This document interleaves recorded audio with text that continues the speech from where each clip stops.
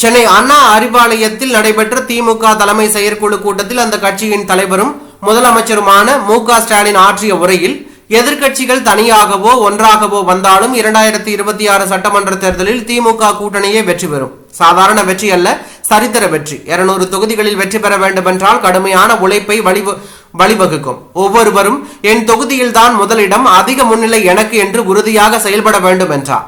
எதிர்க்கட்சிகளின் இரட்டை நிலை பாஜக எப்போதாவது தமிழகத்தின் நலனுக்காக செயல்பட்டதா? அமித்ஷா அம்பேத்கரை அவமதிக்கும் போது அதிமுக ஒரு முறையாவது கண்டனம் தெரிவித்ததா? அவர்களது செயலை மக்கள் மறக்க மாட்டார்கள். 2019 20 தொகுதிகளில் போட்டியிட்டு தற்போது 2024 34 தொகுதிகளில் போட்டியிட்டு 20% வாக்குகளும் அதிமுக பெற்றுள்ளது.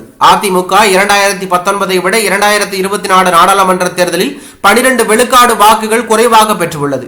அதிமுக தொண்டர்களுக்கு சாதாரண கூட்டல் வகுத்தல் கணக்கே தெரியாது என்று நம்பி பொய் கணக்கை அவிழ்த்துவிட்டுள்ள எடப்பாடி பழனிசாமி சொன்ன கணக்கை அடிப்படை அறிவுள்ள அதிமுகவினரே நம்ப மாட்டார்கள். திமுகவின் தொண்டர்கள் ஒவ்வொருவரும் ஊடகங்களாக மாற வேண்டும்.